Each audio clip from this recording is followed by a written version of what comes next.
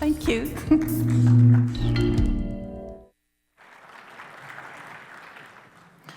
Well, thank you, Alejandro Rojas and Karen Brard, for inviting me here this year. I was here last year, and I thought it was one of the most exciting conferences I've been to. Of course, I usually go to academic conferences, sociology of religion conferences, which are exciting in their own way. First, I'll introduce myself to you. I am a sociologist of religion, and I specialize in new religious movements, which are called cults in the media. Of course, they don't like to be called cults, so I try not to use that word when I'm trying to get access. And my talk today is on the largest UFO religion in the world. At least that's what they claim, and it does seem to be true as far as I can tell. And that is the Raelian movement, or the International Raelian Movement, which is founded by a Frenchman, a former racing car driver known as Raël. I'll tell you a little bit about how I first met this group. I was at the psychic fair with a friend, and I went to this booth that had a flying saucer over it, and the Raelian guides were sitting there in their white padded suits and their long hair. They believe that hair is like antenna that helps them communicate with the extraterrestrials. And I'd never seen a UFO group before, and I was quite excited to study them. So I went up to talk to them, and they invited me to fill out this questionnaire and put it in a raffle, and the prize would be a visit to my house where they would explain the message. Well, I was totally thrilled the next morning. By the way, the questions were very simple, like, which planet is closest to the Earth, and is the moon a star or a planet, and things like that. So I was quite thrilled the next morning when they phoned and said, well, congratulations, madam, you are the lucky winner. A guide will be coming to your house. And I phoned my friend who I'd gone with, and I told him, guess what, I won. He said, Susan, don't you get it? He won too. So that's how I started studying the Raelians. And I found, and I was lucky at that period, that was in the late 80s, early 90s, when their leader, Raël, was living in Montreal, and the headquarters was in Montreal. And so their meetings were very exciting. I could sit right behind the bishops and watch them planning the meeting. And I would take my students there to do little research projects. They would do interviews, they would do membership questionnaires, and the Raelians loved being studied because, as they say, science is our religion, so all we had to do is say, we want to do a scientific study of you, and they'd say, yes. And my students had a great time interviewing them and writing field reports, though the Raelians do have this very open sexual sort of ethic, and some of my students were a little bit shocked at being hit on occasionally, but I would have to sort of give them a pep talk before we went in. So first of all, before I start my PowerPoint, and I'm going to talk about how a contactee who became a prophet, then founded a new religious movement, and in the end became a sort of messiah. But first we'll let Raël himself speak, and he will describe his first encounter with the Elohim, with the extraterrestrial. Can we have the video now, please, Danny?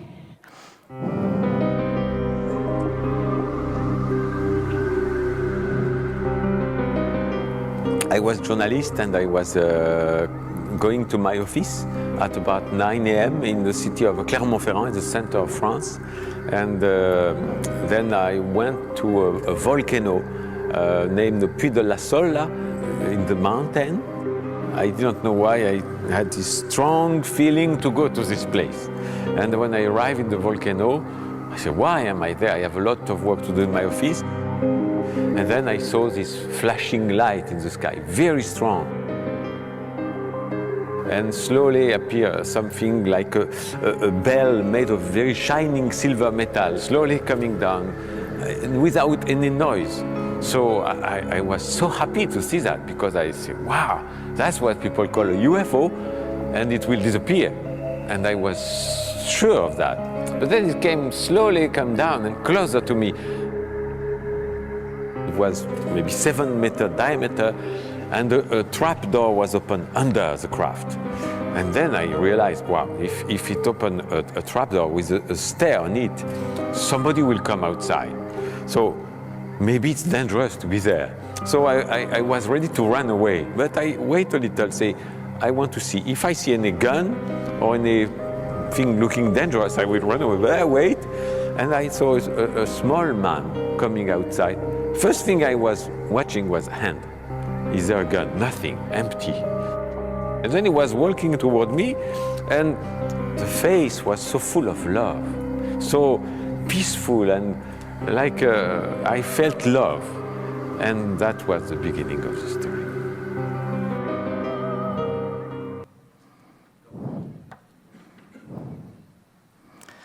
Thank you. So that is his first encounter, and I'll be talking more about that.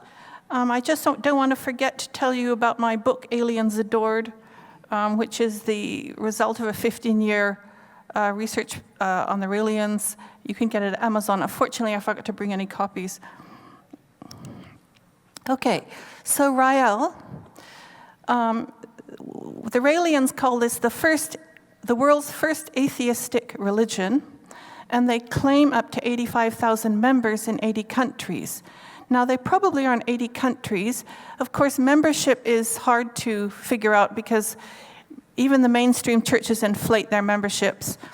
And so, you know, and it changes quite often, so we don't really know how many members there are. But they're definitely the largest in the world. Now, I'm going to talk about Rael's boyhood and his origins. He was Claude Vorilhon, born in 1946 in Ambert, France, near Vichy, the illegitimate son of a 15-year-old farm girl and a Sephardic Jew who was hiding from the Nazis. And he was a married man. He had an affair with Rael's mother, and Rael was raised by his maternal grandmother, who was a militant atheist. At 15, Rael ran away from home to seek fame in Paris. And by 18, he was a rising pop star named CultsThe with a hit song, La Miel et la Cannelle. That means honey and cinnamon. And as a little boy, he loved racing his car downhill. Here's a picture of him racing his car downhill. And he always talks about how he was in search for the ultimate machine, the fastest machine. And in a sense that, that tells us that one day he would actually go in a flying saucer, or claim to go in a flying saucer. Okay, here he is as a young teenage pop star who had a style very similar to Jacques Brel, who he admired. Now, his agent committed suicide, and so his career in music came to a halt. But by that time, he'd been going to the racetracks, and his ambition was to become a racetrack driver. So he founded a racing magazine called Autopop, and that way he managed to hang around the racetracks, and he was volunteering to be a test driver. So he started quite a successful career as a test driver, driving the new models.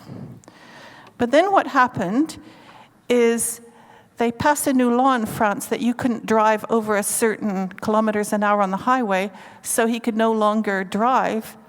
And at that point, at this time he was 27, his career completely changed. He started a new career in a sense.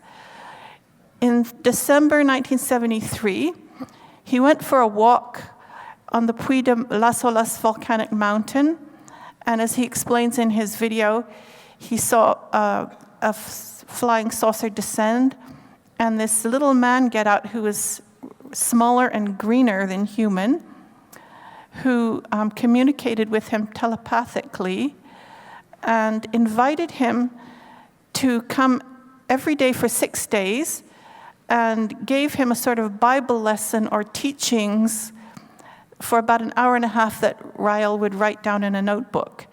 And on the basis of these teachings, Rael wrote a book, his first book, Le Livre qui dit la vérité, which means the book that tells the truth.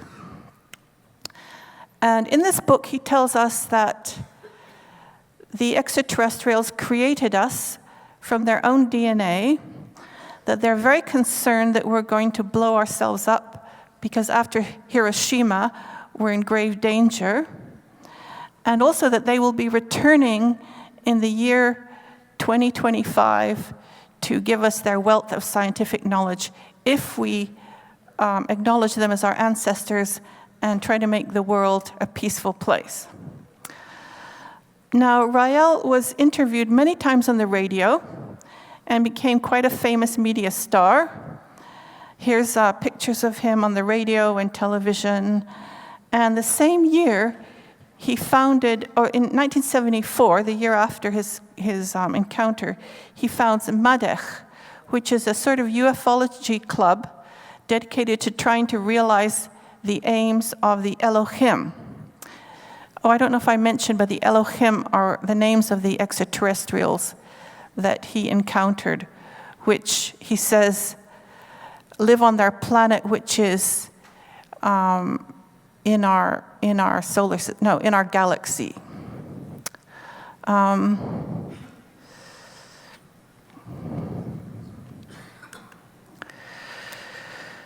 Now, his second book came out a year later, in 1975, and it's called They Took Me to Their Planet. And he tells the story in this book of how in the middle of the night he suddenly felt this strong urge to return to the spot on the volcano where he first met the Elohim. And so he drove there and walked there, and then a spaceship descended and took him to their planet for 24 hours. And his wife, who was living with him at the time, claims that, this was true. And while he was on their planet, he learned many things. He studied their political system, which was called a geniocracy, or the rule of geniuses, where leaders are appointed on term because of their high IQ. He had a bath with several female robots of different racial characteristics, and when he was tired of them, he could just press a button and they'd disappear. And every man's dream. And he witnessed his body being created in a vat. So he claims he was cloned, and there's his body waiting for him on the planet of the Elohim. And finally, he was taught a special meditation technique called sensual meditation, which I'll talk about later. Now, his third book in 1979, Let's Welcome Our Fathers from Space, reveals the secret of his real biological father, who is an Elohim named Yahweh. And so while he was on the planet, though he didn't tell this before, he had a meeting with this very impressive-looking patriarchal figure with a long beard, who told him that he was in fact the biological father of Rael, of Jesus, of Buddha, of Joseph Smith, of Muhammad, and that every once in a while humanity needs a messenger to wake them up. So Rael is a messenger chosen by the extraterrestrials and given the name Rael. That's his role. Now, the two goals of the Raelian movement are... Oh, just a minute, I forgot to tell you something. Yes.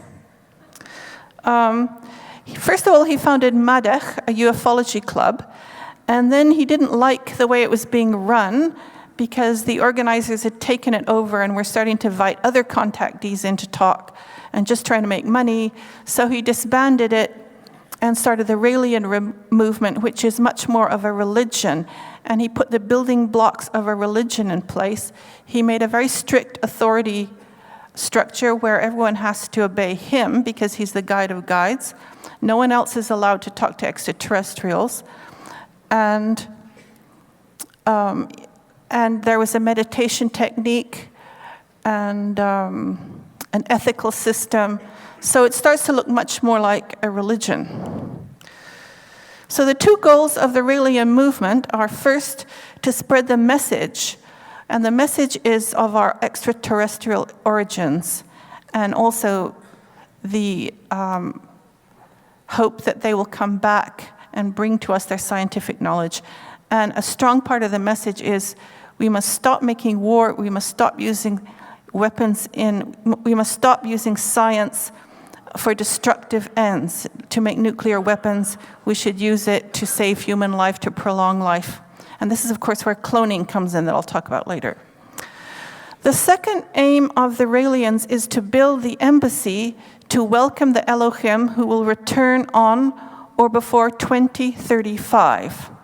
Now, this is interesting. When I first started studying the Raelians, which was around 1987, they told me it was 2025. But at some point, it was pushed back 10 years. And I found this really interesting. And it raises the whole question of, when new religious movements make apocalyptic prophecies of the return of Christ or the end of the world, there's always this sort of ambiguous moment when it's supposed to happen and it doesn't. And there's various ways of dealing with that problem. And that's been written and studied by sociologists in the past.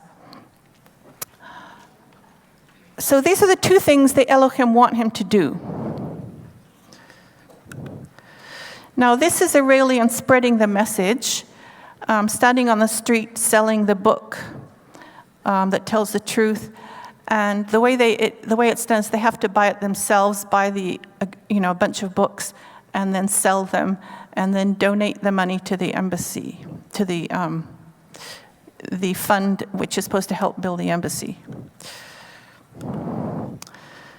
Now the Raelians have their own time system, which is called AH instead of AD or CE, which means after Hiroshima. So they claim we're living in the age of apocalypse since Hiroshima on the 6th August 1945. So that date is the beginning of time, and we're living so many years after 1945 today. And the Elohim's warning is to stop war and violence and to use scientific knowledge constructively to create and enhance life. And there's a picture of Rael with this little maquette of the embassy which they hope to build. And they sent out, it's supposed to be built in Jerusalem, and they sent out letters to every Israeli embassy in the world asking that they would give the Raelian movement land in Jerusalem to build their embassy, and telling them that Rael was the last prophet. And they even warned that if they did not agree to this, that the Elohim might withdraw their protection of the Jews. But they got absolutely zero response. And when they went to Israel to do a missionary tour, they were blocked at everywhere. And in fact, they only managed to convert one person. And part of the problem, of course, is they wear a swastika. Their medallion, you see the medallion around his neck. The symbol of the group is the swastika inside the Star of David, which is a symbol of infinity and eternity intertwined. And of course, the swastika was, borrowed by the Nazis for nefarious ends, and the real swastika goes much further back in history and means much more positive things. And that's what they keep telling people. But even so, just the fact they were wearing a swastika somehow, interfered with their ability to convert people in Jerusalem. Okay, so the Raelians can definitely be described as a millenarian religion. They are preparing for the end of time. And here is a poster from the Japanese movement.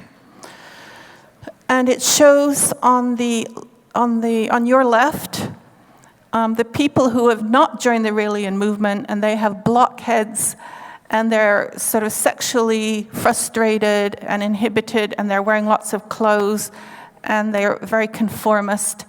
And when the end of the world comes, they fall into the pit, and they will disappear. Because the Raelians don't believe in God. They don't believe in the existence of the soul. So this means that when your body dies, you die. There's nothing. Unless you join the Raelians or are a particularly creative person, and then the Elohim may see fit to recreate you. So on the left-hand side, we see the Raelians, who are sort of free and enjoying life and aware sensually, and they will be boarding the spaceships to fly to the planet of the Elohim and be given the scientific knowledge and so on. Now, part of the funds to build the embassy were used to create a UFO land in Quebec, about an hour from where I live in Montreal. And in this UFO land, it was sort of a fundraising, what do you call it? Well, a place for people to come and learn about ufology, and they had a lot of interesting UFO sort of lore stuff. There was this copy of the spaceship in fiberglass that was supposed to be the one that took Rael to the planet, but also the one that he initially saw in his first encounter. And it's all fiberglass. If you go inside, it's just empty. There's nothing in there. So you don't see any controls or anything, which, of course, later on in time would start to look clunky once we know more about how UFOs are driven. Now, this is a picture of UFO land, and I'm being given a guided tour by Rael's bishop, whose name is Layar. It's interesting to note that many of his bishops, his top core group, changed their names to reflect his name. So this is Layar. There was a man named Ami de Raël. There was Eziel. Anyway, they would take Rael's name and change it a little bit and dress like him, and even copied his mannerisms and his way of speaking.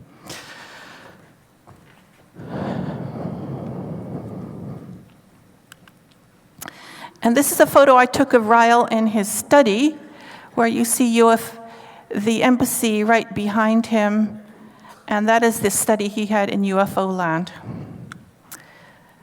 And I asked about his daily routine, and they said he gets up, he does a lot of weightlifting and exercise because it's very demanding being a race car driver, and you have to be very strong. But then he also plays a lot of video games, and games which need fast reflexes. Now, this is the Raelian Movement's social organization, or this is their authority structure. They call it the hierarchy or the structure. And at the very top is the planetary guide, who is Rael himself.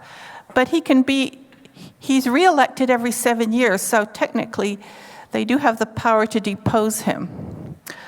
Under him are the bishop guides, then the priest guides, then the assistant guides, the animators, the assistant animators, and the probationers. So every year, the guides are promoted or demoted depending on how much work they've done that year for the movement. And the ones at the very top, the bishops, are enabled to initiate new members, to give public speeches, to handle important ministries like the media or taking care of their legal cases.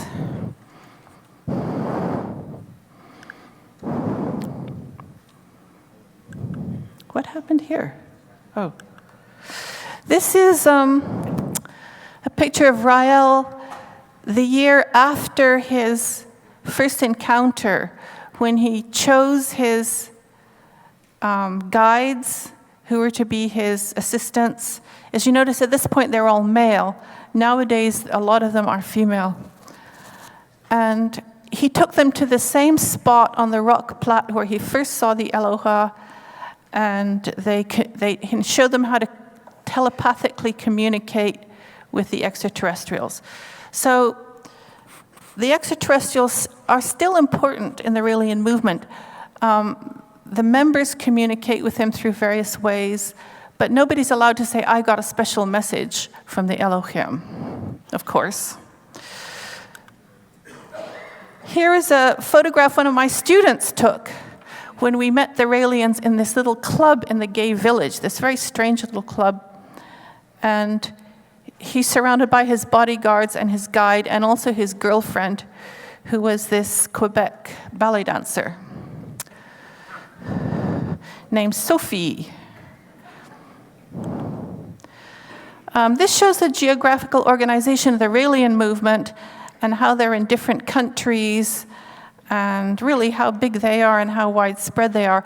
And at the moment, they're doing very well in Asia. That seems to be where Rael has decided to live permanently, it seems. Now, this is where the Raelians start to look more like a religion. Rael created this ritual of initiation. And so when you join the Raelians, this is what you undergo. And it's called the transmission of the cellular plan. And what is involved is the bishop guide is standing there with the new novice, the new initiate. He puts his hands in a bowl of water, and he puts it on the head of the new member, and he tries to establish telepathic communication with the Elohim, who are believed to be flying overhead and registering the DNA code of the new member on their machines. And this means there's hope that this new member will become immortal because he will be, his DNA will be recorded and he can be recreated if he is well behaved. So his cellular plan is being transmitted to the extraterrestrial machines. The other ritual which he contributed was sensual meditation, which he claims to have learned on the planet of the Elohim. And this is a sort of relaxation, sensory awareness exercise where in the end you tune in telepathically to the Elohim, and sometimes it involves a sort of guided imagery exercise where you pretend you are on their planet, looking at their moons and suns and flying through the universe, or going right into the center of your own brain, into the pineal gland. And anyway, my students really enjoyed it. I take them to meetings and they lie on the floor and they go into these trances with the Raelians, and a guide will stand there giving directions.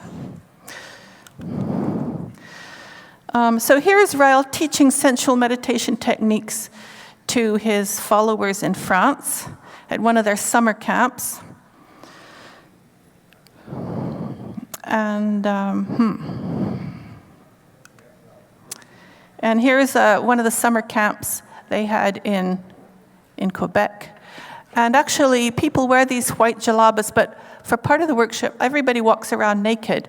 But they wear name tags, name tags, so people can tell who they are. And they believe that in doing this, they're sort of imitating the Elohim, because the Elohim walk around naked on their planet. And the trouble is they've had these journalists sneak in and take photos and publish them in the Montreal tabloid, Le Journal de Montréal, and actually give people's names and where they work, and there was a big lawsuit, and you can imagine.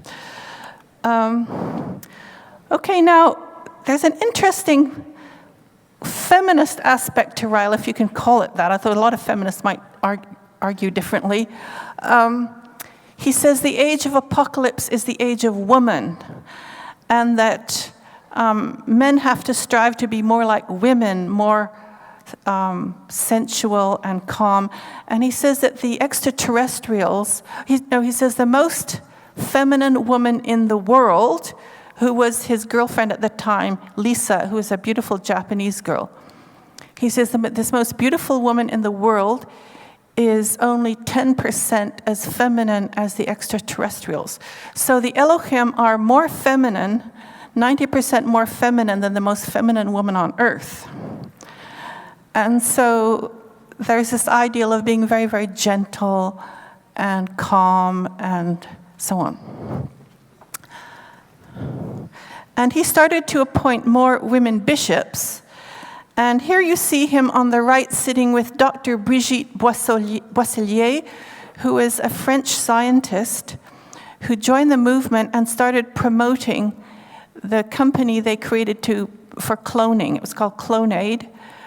And when CloneAid became so famous, well, we'll talk about it later, he actually announced that she would be his successor. And that's a little bit confusing because on one hand, he does believe he's immortal. I actually interviewed him face-to-face 2 times. And once I said, well, Raël, I realize you are immortal, so how do you feel about race car driving? Isn't it a bit dangerous? Does that give you confidence? And he said, well, Suzanne, you're right, I am immortal. But on the other hand, I am aware that I could, if I made a mistake, I could be handicapped or crippled. So for this reason, now that I'm over 50, when I go around the corners, I press just a little bit harder, a little bit softer on the accelerator, and because I'm very aware and so on. So on one hand, there's this quest for physical immortality in the movement. And Raël himself has announced in person that he is immortal, and that everyone in this room under the age of 60 could also be immortal because of human cloning. The possibility of human cloning, which the Raelians claim to have, brought to fruition. But I'll talk about that a bit later. It's a bit confusing. Now, something really exciting happened in 1998.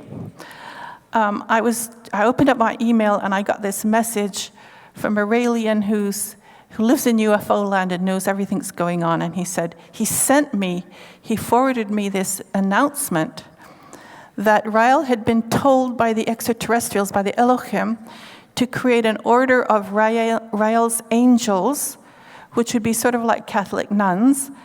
And they would be trained and prepared to welcome the extraterrestrials who would be coming much more soon than we think, and they would be the liaisons between the Elohim and the world leaders and politicians and journalists, and who would come to meet and have conferences at the embassy.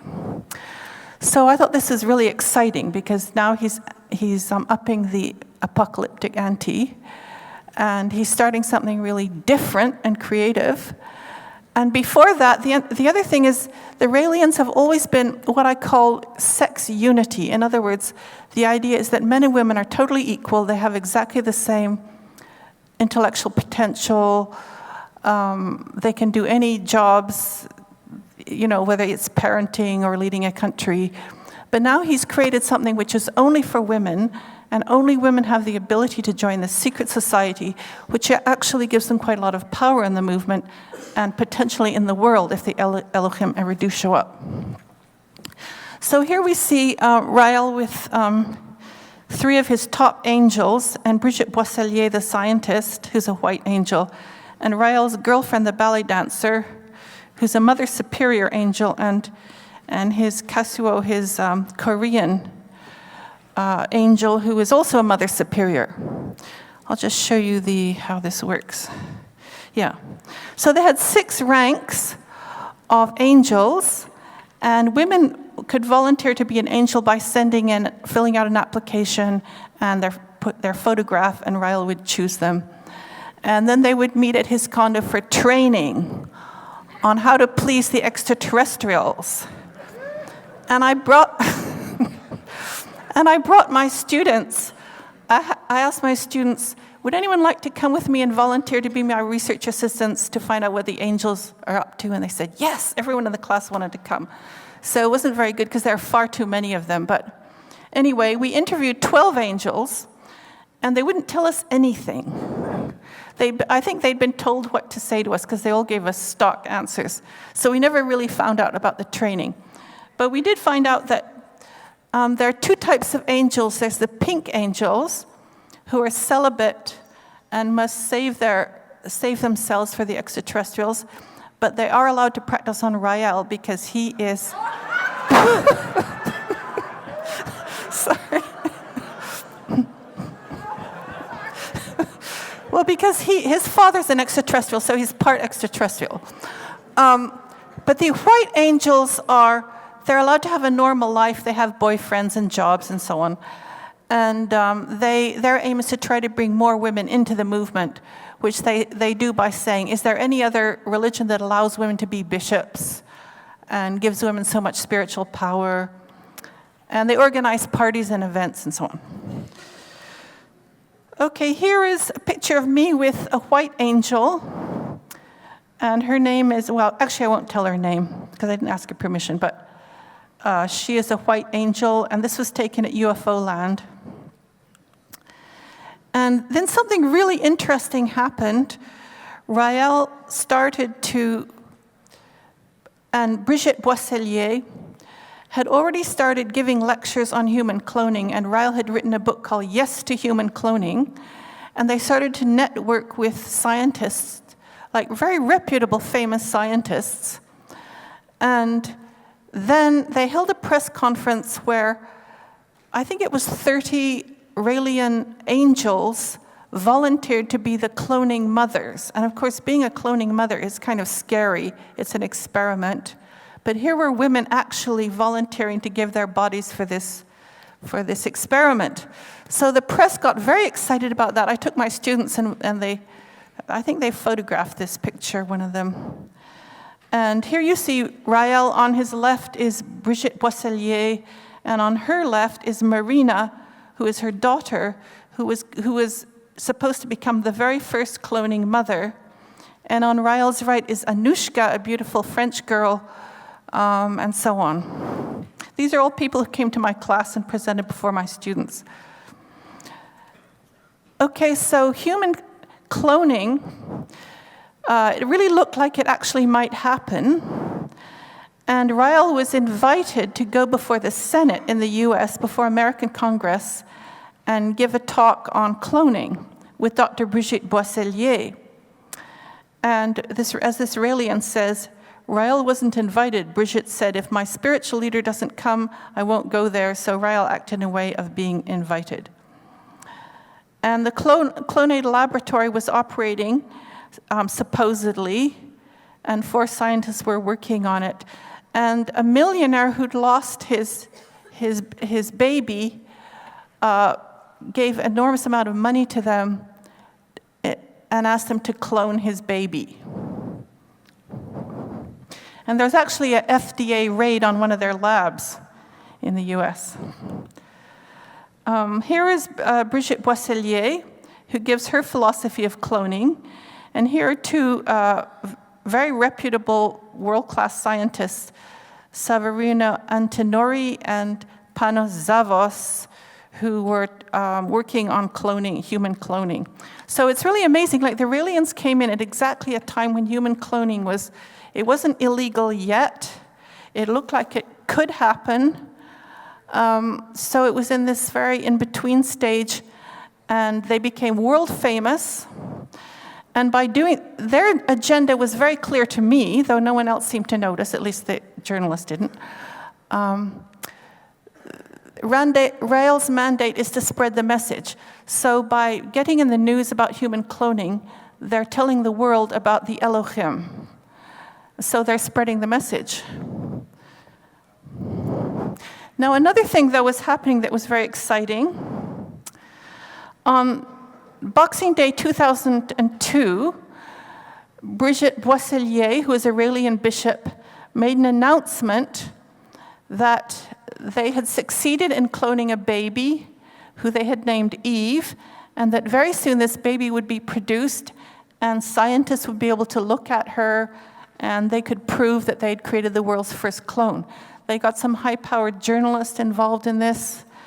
And then after there was, a sort of suspenseful moment, suddenly Vorilhon said, oh, we're not going to produce the baby because the parents have decided they don't want to.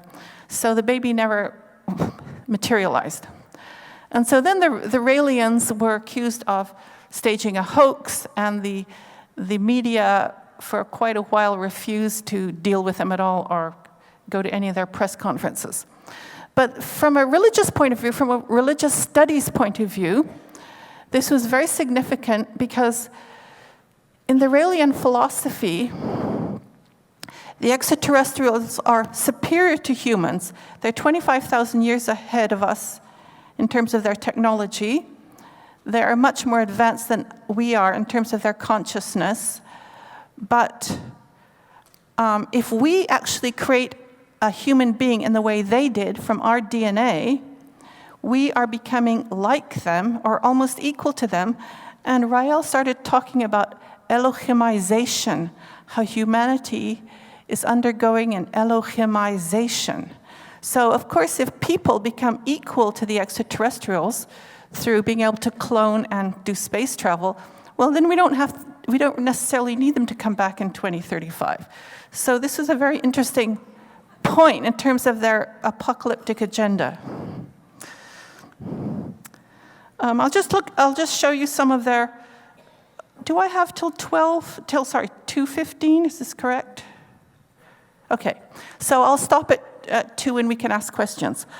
I'll show you some of their other activist events. The Raelians were striving to make the world a better place, they were striving for social justice, and not only to stop war, but to make the world a more loving place, a more equal place. And to this end, they created several fascinating projects, which the media, of course, loved and covered. Now, this one was in '93, when the Catholic school board in Quebec had just outlawed or refused to install condom machines in the high schools. And so the Raelians went around in what they call their condomobile, which had, it was a big van with condoms and UFOs like flying all over it, painted on it, And they handed out these little kits to the students, which would have a condom and information about the Elohim and so on. And the students were fascinated. They'd park outside school grounds at lunch hour and pass these out. And of course, the media was there taking photographs at the kids, like looking at these things. They've always been very, gay-friendly, or even though Rael himself is definitely not gay, he believes that many extraterrestrials are homosexual, and that human beings are very fluid and we can go either way. And in fact, through science, if you don't want to be a man anymore, you can be a woman and vice versa. And there are quite a few people who've changed sex in the movement. I mean, not just transvestite, but transgendered people. And in fact, one of them's right there marching. And so they go on the gay march every year, and they have these marches for sexual minorities.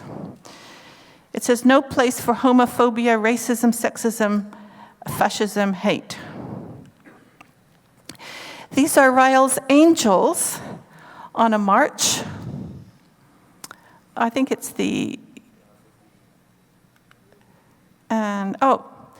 another thing was the Go Topless marches, which they're still doing. So it's the idea that it's not fair that women can't take off their tops on beaches. So women, do these marches downtown topless, and the men wear bras. And so they've been doing this in the major cities in the US. And naturally, the media loves it, so it's another way of spreading the message. And then another thing they do is called Clitorade, where Rael was very worried about the poor African women who had experienced genital mutilation. And he met a French surgeon who claimed he could restore a woman's clitoris. So the Raelians are fundraising, and they actually built a hospital Burkina Faso. And they actually had a woman, an African woman from there, come to their meeting and talk about how she had been held down and forcibly mutilated when she was only 6. And actually, it was a very powerful moment. So they seem to be very sincere about this. Unfortunately, the government closed down the hospital and kicked them out. Another controversy, well, this is more or less to get the media interested, is rehabilitating the swastika, trying to convince the world that the swastika is a good symbol and we shouldn't pay attention to the Nazis' use of it and so on. And this is an anti-Catholic march. It's interesting to note that in Quebec, the majority of Raelians, when I was studying them, were from a Catholic background. And Quebec is a province where, until the 1960s, the Catholic Church was very strong. And then after Vatican II, there was a dramatic dropout of people going to Mass, and also priests and nuns dropping out of the church. And many of them joined the Raelians. I kept interviewing people who had turned out to be ex-Catholic priests or nuns. It was fascinating. But Raël has this strong anti-Catholic, anti-Pope agenda. And one thing if you become a Raelian, you're supposed to send a letter to the church you were baptized in saying, I'm no longer a Catholic, I'm now Raelian. And of course, the Catholic Church would get most of those letters in Quebec. And that's called the Act of Apostasy. So he's anti-Catholic in several ways. Once he started going strong with the Clonade project, he tried hard. He had to sort of control the media, who would, of course, make fun of him. So he insisted that they had to bow to him and address him as Your Holiness if they wanted to interview him. Fortunately, when I was interviewing him, this hadn't happened yet, so I could just go up and say, hey, Rael, and talk to him like an ordinary person. But his bodyguards would be around, but he was very approachable at that time. So, and some of his guides even sneaked into the Vatican and performed a baptism using the holy water until they were escorted out by the Swiss guards. So there's this kind of fascination with the Vatican. There's the act of apostasy I just told you about. Then there's a harsh critique of Catholic policies towards women, gays, abortion, AIDS, and sex. And then at one time, the Raelians were inviting people to participate in cross burning. So they would hand out these little wooden crosses and invite people to meet them on the mountain at a certain time, and they would throw them all in a bonfire. And of course, they were accused of a hate crime, so they had to stop doing that. And then Raël founded No Pedo in 2001. Now, the story behind that is that the Raelians, because they believe in free love and so on, and they're also against marriage, because marriage is a contract and love has to be free. They would be accused of being pedophiles. And so they got really sick of that, so they founded this organization called No Pedo, which the purpose is to warn parents not to send their children to the Catholic Church or to confession or let them be altar boys, because the Catholic priests are well known as pedophiles. And they made the point that at that time, in France, there were 100 Catholic priests in prison from having been,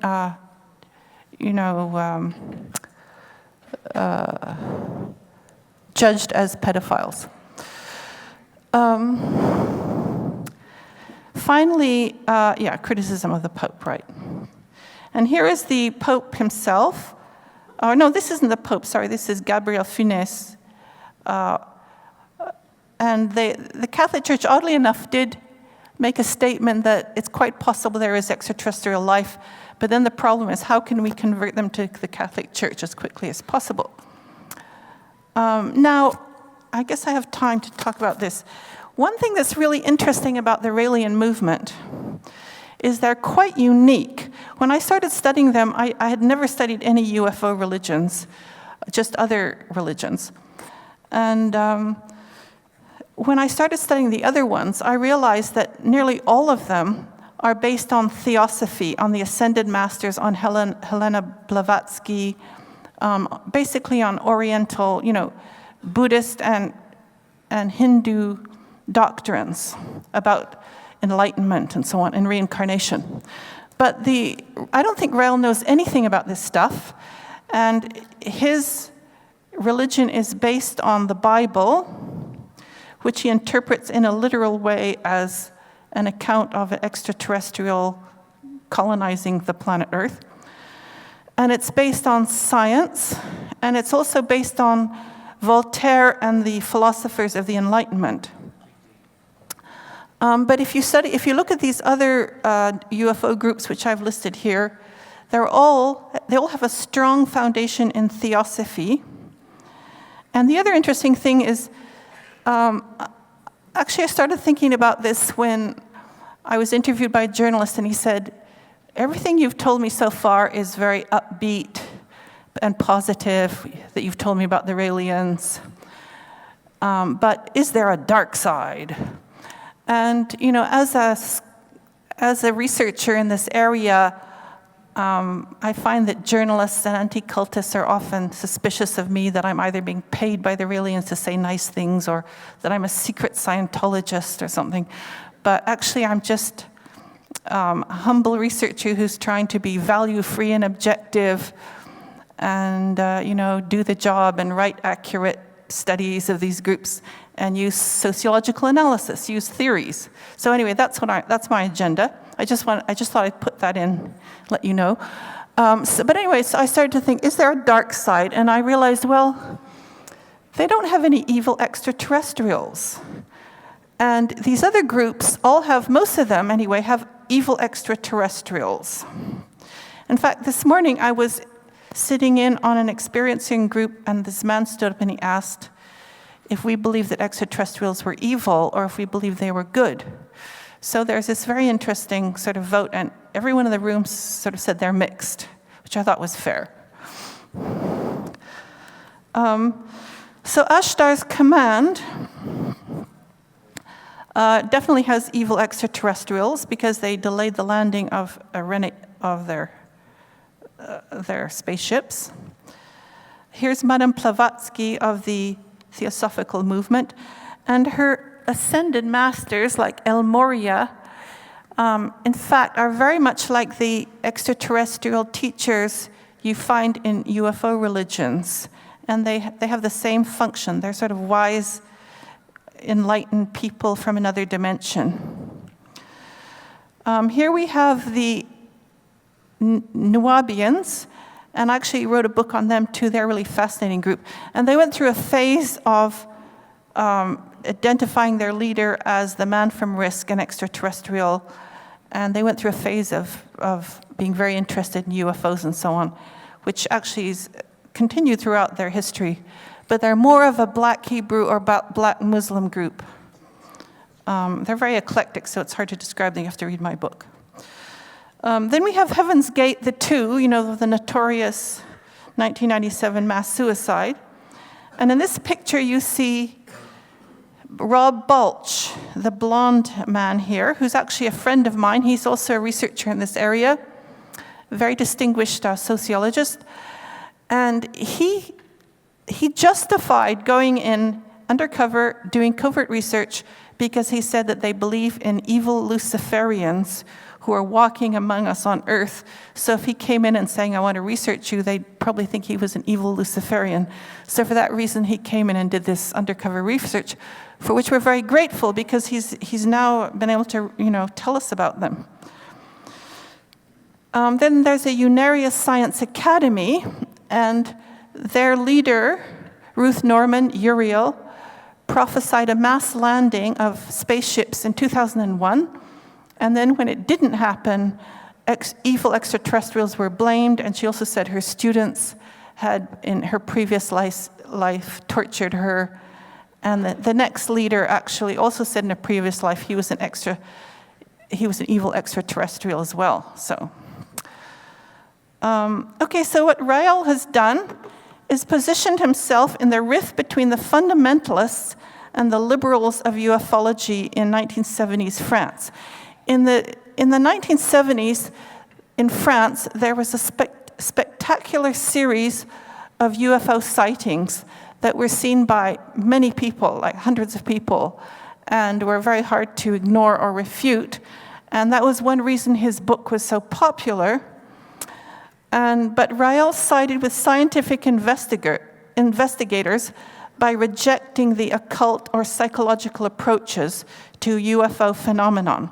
So he's always been very materialistic in his approach. He has always rejected what he calls obscurantism,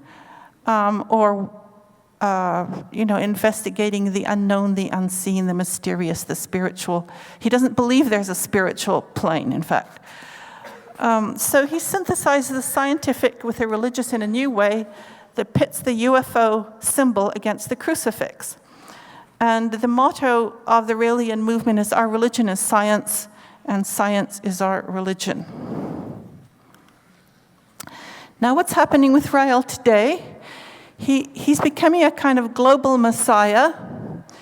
He is now addressed as Maitreya, who is the Buddhist incarnation of the Buddha, rather like Jesus would be, or the second coming would be for Christians. And here he is, or His Holiness, rather like the Pope. And he founded an order of nuns, like the Pope. He was the last prophet, like Muhammad. He was the Maitreya of Buddhism, and he is the Jewish Messiah, and he's also Rael, liberator of women. And here you see him with Hugh Hefner. Okay, well, I guess that's... Actually, maybe I'll just read this little passage from my book in which I sum up my impressions of Rael. Okay. Sorry, I need my glasses. Oh, my glasses. Well. Rael is highly intelligent, bursting with vitality, socially adept and sensitive, and he enjoys life immensely. Anti-cultists and journalists, armed with a few superficial facts, try to stuff him into the pop psychological profile of an evil cult leader, comparing him to David Koresh and Jim Jones. I find this ludicrous. Having observed Rael over the course of 15 years, having spoken to him many times, my impression is that he believes in what he says, he is not prone to violence, and he's not crazy. As a non-Raelian who does not believe in the message, I have to admit, however, that sometimes what he says sounds crazy, but what is truth, after all? What is reality? I approach Rael rather as a creative artist, a kind of religious genius. Thank you.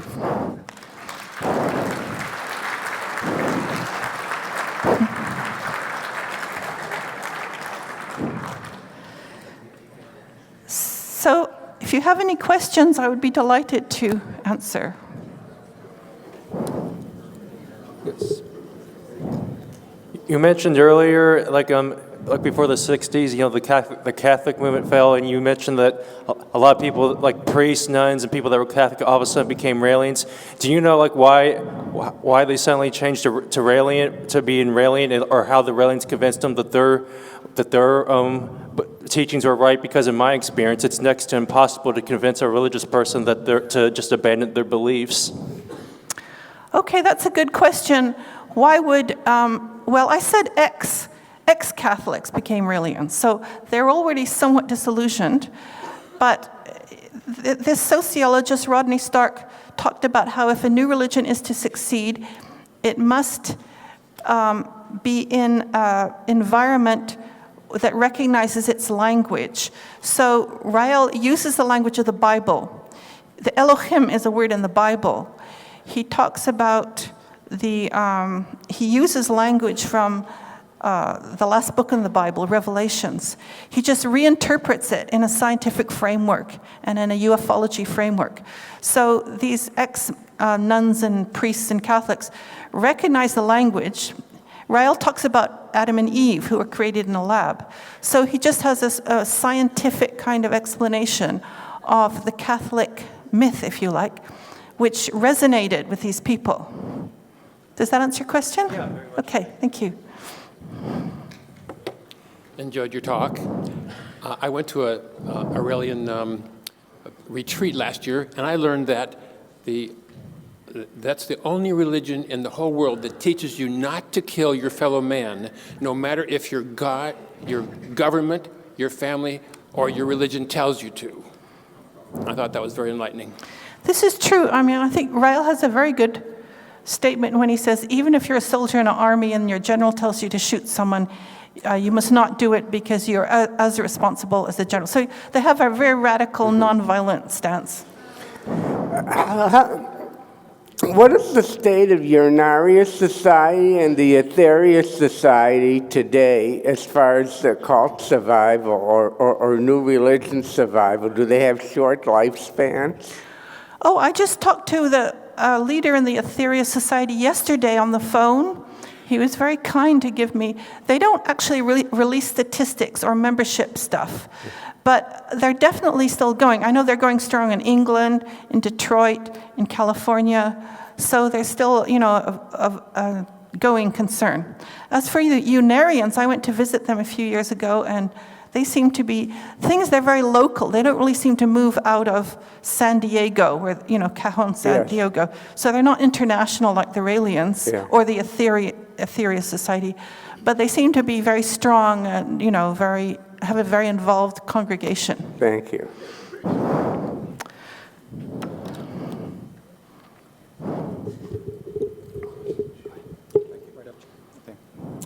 What do you think of Tom DeLonge's analysis that all religions are really UFO religions?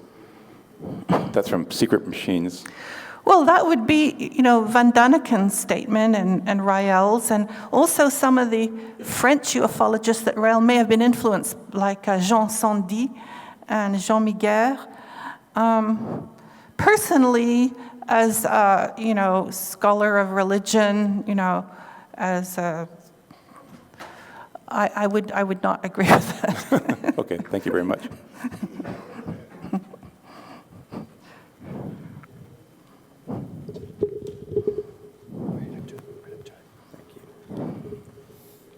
Hi. There is a recent so-called cult religious leader.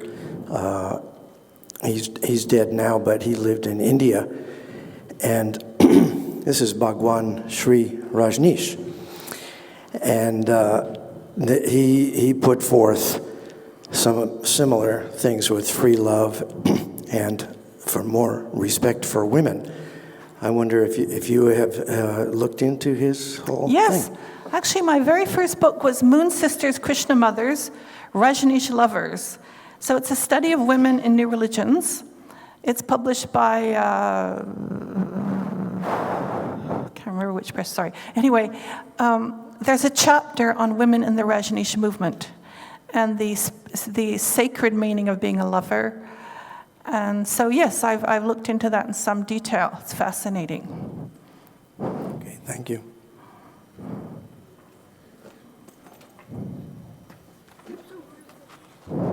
Hello.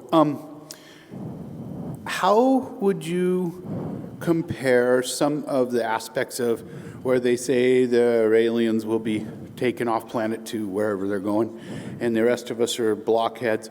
But this part about going off the planet, as soon as you said it in the picture, it reminded me of the Mormons. So I was wondering what your comparison is to that. To what? Oh, well, maybe it's not common knowledge, but a lot of them, the Mormons believe that they will be rescued by, and it's very similar to what he's saying. Oh, I see what you mean. Yes, that picture of the Raelians being rescued by the, you know, taken up on the spaceship, it's similar to the Christian idea of the rapture, which isn't really a Mormon, I don't think it's a Mormon belief, but it's certainly Baptist and, you know, mainstream Christian fundamentalism. Bible prophecy. So yes, the Raelians have their own version of the rapture, which actually has changed a little bit, because in the first book, there was this idea that if the humanity refuses to wake up and continues to be violent, the Raelians will be lifted up in a spaceship and the world will be destroyed, and then they'll come back when the dust is settled, just like the rapture. But now it's changed, actually. Humanity is 100% responsible, and for our own salvation. So it's changed slightly. Yes? Where does the money come from to The money. support him? This is a question which some ex-members have asked. Well, first of all, Rael was earning money from his books, but it comes from the Raelians joining the movement. Now, it's not very expensive to join. I think it was only $150 a year to get the, for the membership fee, and you would get the magazine Apocalypse. But I think he has some wealthy patrons who donate money. And the people in the structure or the hierarchy will, of course, donate a lot more. But in fact, Raelians are supposed to give them a tithing, like 1/10 of their income. But in fact, my students and I figured out that they don't necessarily, because we actually did a questionnaire on that, and there doesn't seem to be much pressure on the Raelians to obey, to give 10%. Thank you. Yeah. Is there any form of punishment if the women didn't want to have sex with Rael or any of his heavy donators to his religion? Well, Are they kicked out? actually, one of my students interviewed a woman who said that Rael asked her to have sex with him, and she said, "Well, no, you're not really my type." And he said, "Oh, okay." But that was one incident. I mean, his ego can handle that rejection and stuff. Well, at that time, apparently, it wasn't a big deal. Well, you but- had a bunch to choose from. But no, the Raelians strongly say, people can choose their sexuality. So, in fact, Raelians have been kicked out for pressuring women. And definitely rape is not allowed. So, and women, in fact, have a lot of autonomy, so I don't really see that as a problem, because women can always say no, and it's not a problem, Okay.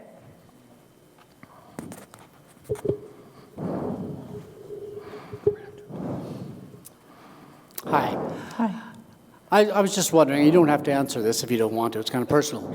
After studying all these different cults and theologies, are you a member of a particular religion now, or were you and stopped or changed? And you don't have to answer that if you don't want to, but thanks. That's actually complicated. I'd have to write like a whole volume on that. It's a complicated question. I'm from a Mormon family of 5 generations. Like my great-grannies, many of them came across the border so that their husbands could get out of jail in the USA, in Utah, what became Utah. That was around 1890. But my parents moved to England, and we sort of drifted away from the church. And I've always been fascinated by religion. And I suppose I'd call myself I'm definitely a Christian, but I wouldn't really fit into, I don't know. Actually, every time I study a new religion, I almost join them, because I'm always so attracted to their, So I'm very polymorphous, I guess, yeah. Thanks.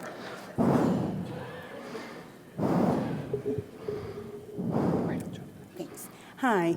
Hi. I just wanted to come up and say I'm a Raelian, and Oh, I'm you also are? in the Angels Order. You are? And I've been a Raelian for about 10 years.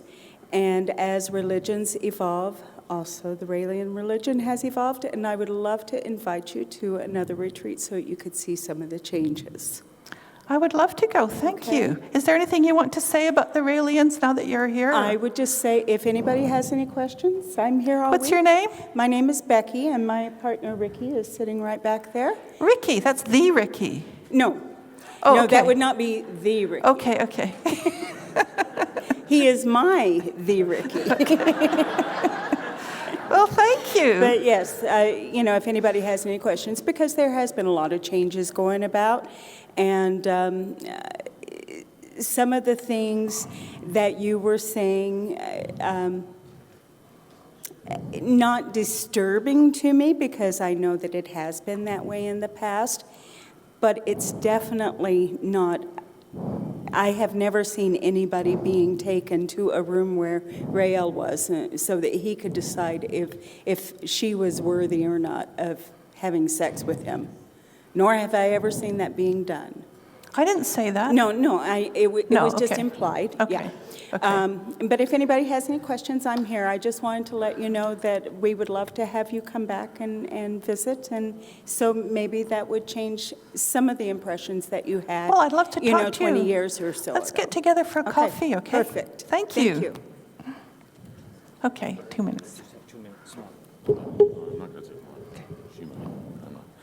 Hi there.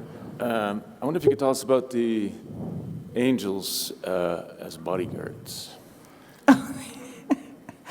The angels' bodyguards. Well, I actually wrote another article on the Rael's angels because an ex-Raelian who was an angel sent me the first 5 years of their secret newsletter called Plume des Anges. So I just wrote a study of what they learned, like what their ideas were, their ethics, what they were being taught.